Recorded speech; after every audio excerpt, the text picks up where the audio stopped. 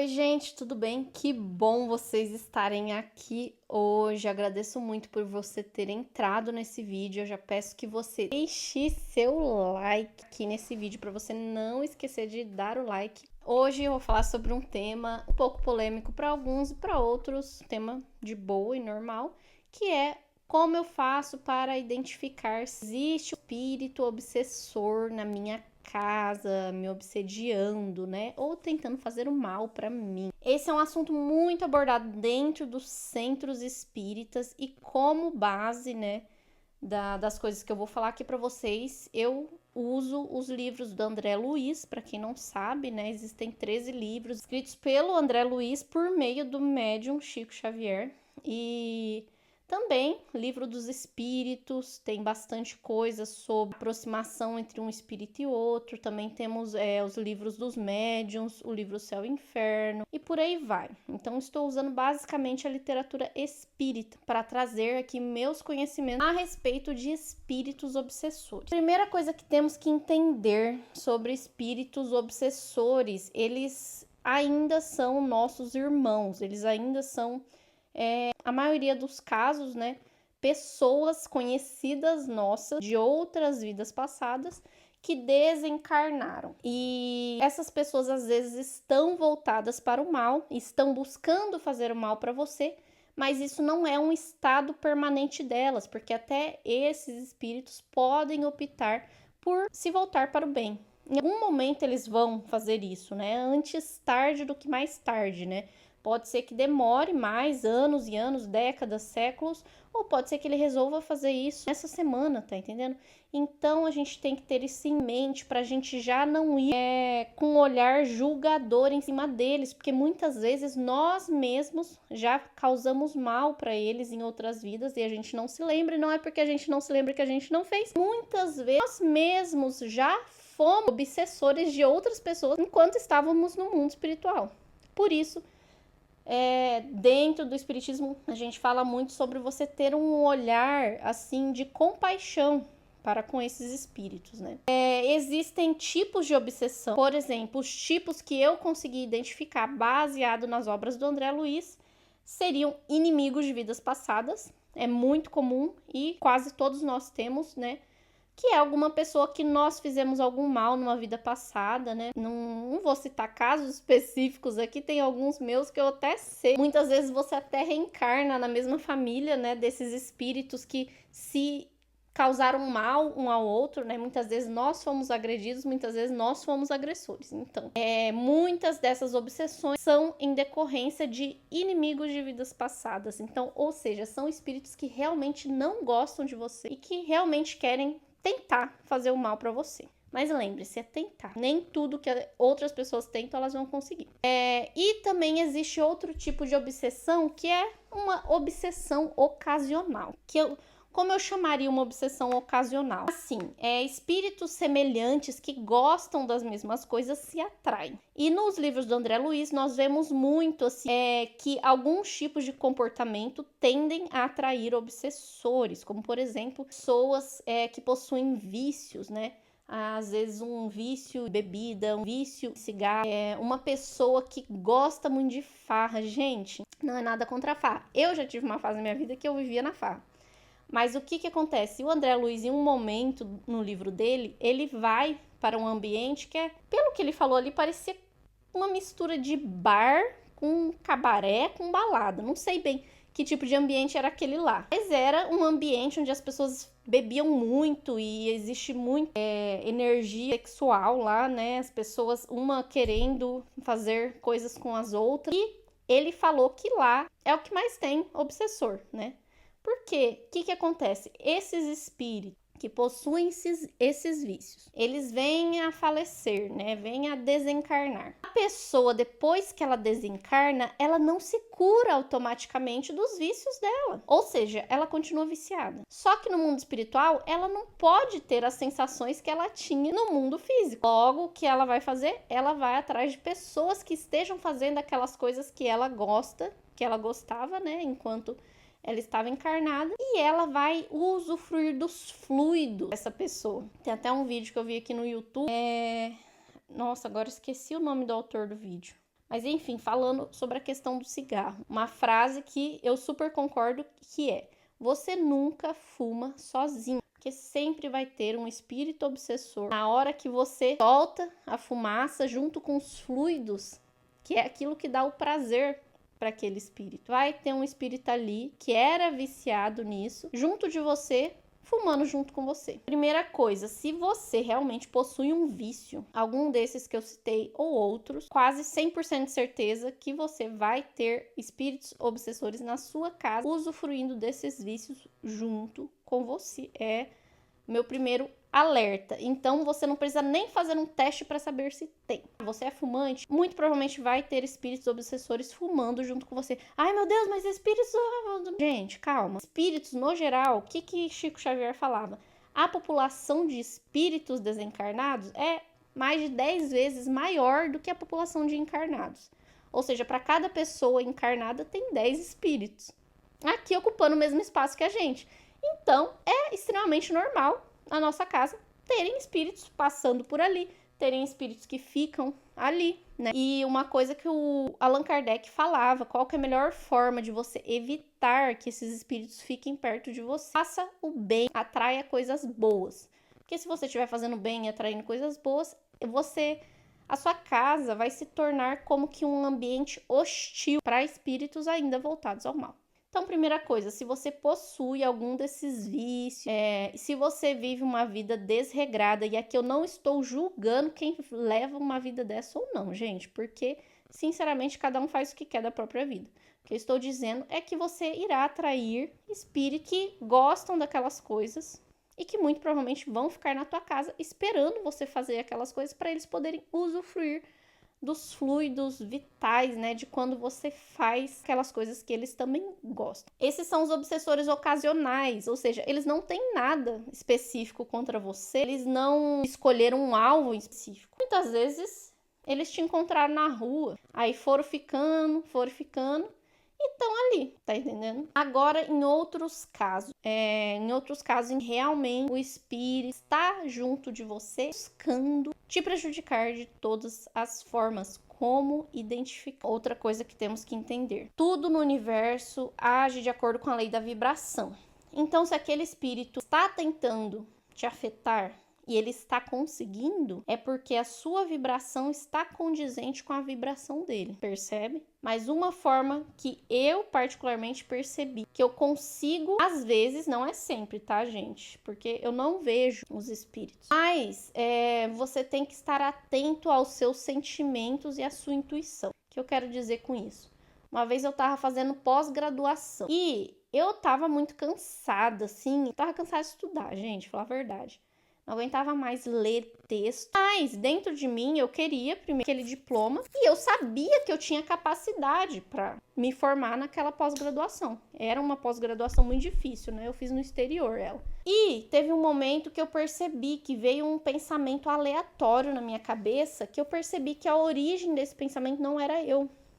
Veio um pensamento do tipo: você é uma inútil, você não sabe fazer nada, você não vai conseguir se formar porque você não é capaz. Coisas desse tipo. E na hora, assim, eu parei e eu me perguntei por que eu estou falando isso para mim mesma. Aí depois que eu refleti bem, eu falei: mas eu não estou falando isso para mim mesma, porque eu não jamais iria falar para mim que eu não sou capaz de fazer essa pós-graduação, porque apesar de eu estar cansada e eu não querer, eu sabia que eu era capaz. Aí eu entendi que aquele pensamento não era meu. Sim, gente, nem tudo que está na sua cabeça é seu pensamento. E o primeiro passo é identificar isso. Se você tem muitos pensamentos autodepreciativos, muito provavelmente boa parte desses pensamentos são sugestões de obsessores. Sim, gente, sabe? Quando você tá lá, às vezes você não tá nem fazendo nada, aí do nada vem um pensamento na tua cabeça: nossa, você é uma inútil, você não serve pra nada, você faz tudo errado. É você realmente que está dizendo isso pra você mesmo? Porque às vezes é uma sugestão de um obsessor e às vezes você agarra aquela sugestão, aí você começa a alimentar aquele pensamento, né? E você acaba piorando ele. Mas eu não vou dizer que é sempre, gente, porque Eu tava ali de boa, feliz, sossegada, de repente, do nada, veio um pensamento aleatório na minha cabeça que parecia nem ser meu, porque era um assunto assim que eu nem estava querendo pensar. Muito provavelmente é um obsessor querendo te atrapalhar. Te atrapalhar por quê? Porque daí você vai ficar negativa, aí você vai ficar triste, não sei o quê. E se é um espírito que não gosta de você de uma vida passada, ele vai adorar te ver triste, né? O primeiro passo é saber identificar os seus pensamentos, mas para isso você tem que ter muita cautela, no sentido de ter atenção ao que você mesmo pensa. A maioria das pessoas, infelizmente, não tem o hábito de se auto-observar, né?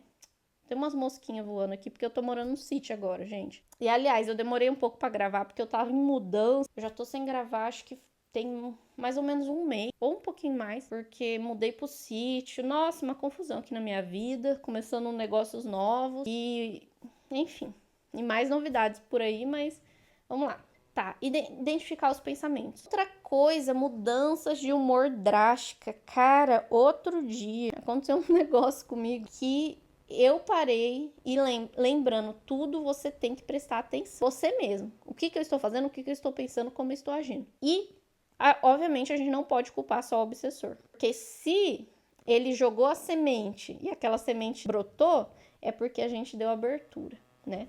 Outro dia aqui na minha casa, isso aqui foi mais recente, faz algumas semanas. Eu acordei, eu tava normal, eu tava de boa, fui fazer café da manhã, tranquila, tal. Aí daqui a pouco, eu abri a geladeira, eu percebi que tinha alguma coisa de errado, eu não lembro o que era, tipo, meu marido deixou alguma coisa fora do lugar, mas uma coisa assim, ridícula, que não valeria ficar nervoso. Só que naquele momento, nada, eu fiquei tão nervosa, que eu peguei um negócio de plástico que eu tava na mão assim, joguei na parede. E eu comecei a ficar tão nervosa que eu falei, cara, o que tá acontecendo? Até eu, assim, assustei comigo mesmo. Falei, que tá acontecendo? Tipo, acordei normal, tava feliz, nada de diferente acontecer. E daí, porque eu vi um negocinho muito besta, eu vi o negócio e daí na hora eu fiquei brava. Ai, não acredito, que tal coisa.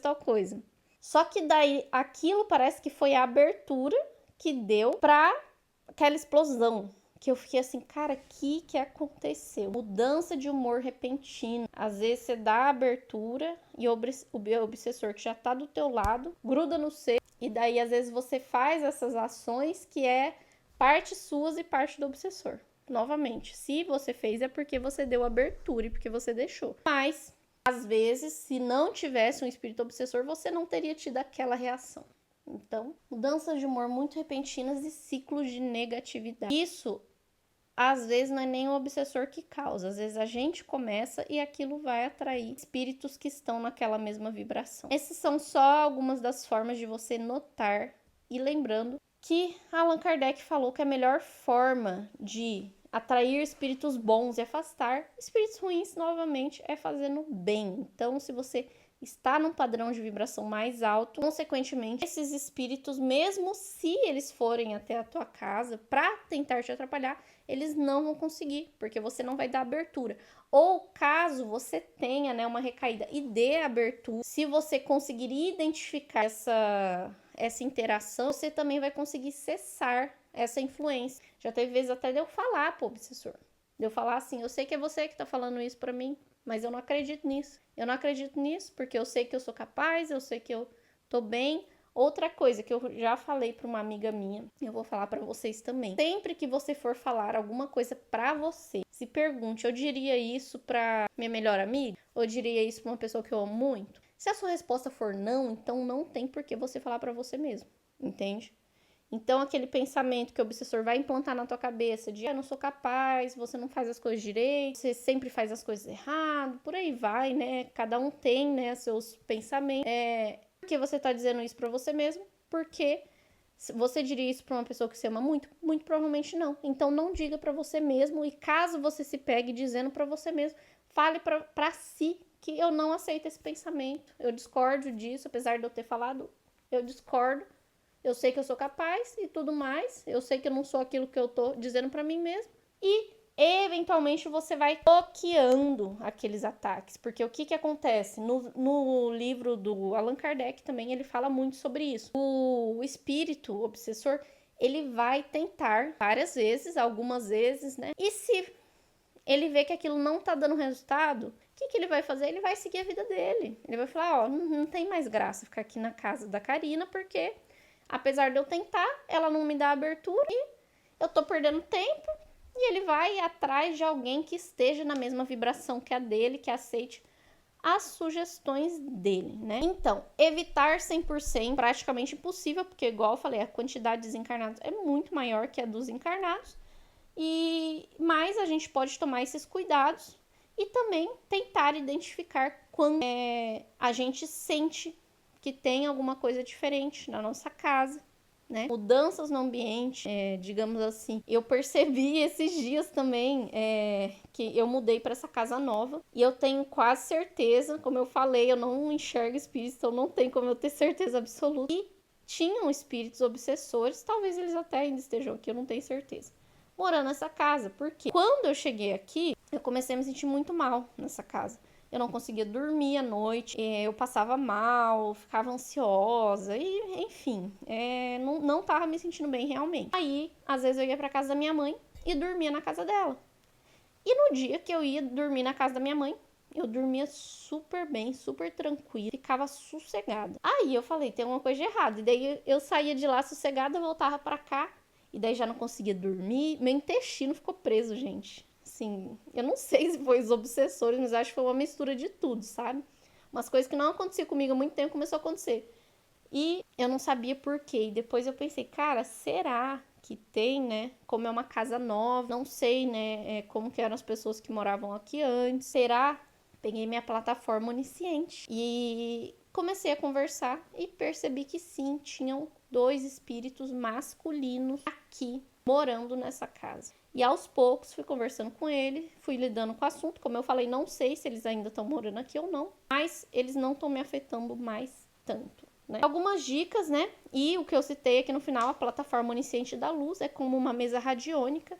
Para quem tiver interesse, fazer uma sessão, eu vou deixar o meu número de WhatsApp Business aqui embaixo, vocês podem mandar o WhatsApp e agendar uma sessão comigo.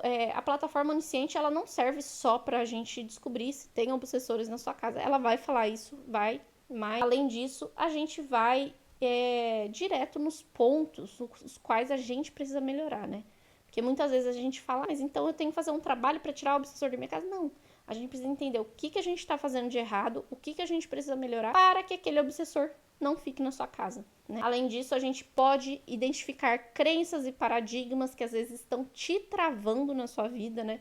Te travando na parte financeira, te travando na parte amorosa, te travando na parte profissional e por aí vai, né? A plataforma vai identificar as questões principais que precisam ser trabalhadas e ela vai trazer também a conscientização que você precisa para superar aquilo, que o objetivo dela não é só te falar o que tem de problema. Tem um obsessor na tua casa, não vai servir só para isso, vai servir para a gente também solucionar aquele problema. Obviamente não garanto 100% da solução de todos os problemas de uma vez, porque vai depender muito da atitude da própria pessoa, mas a forma de solucionar ele a gente vai abordar. É isso aí, espero que vocês tenham gostado. Deixe aqui seu like, deixe seu comentário, fale se você concorda, se você discorda, se você já leu esses livros aqui que eu citei e fiquem em paz, espero que fiquem bem e felizes e até mais.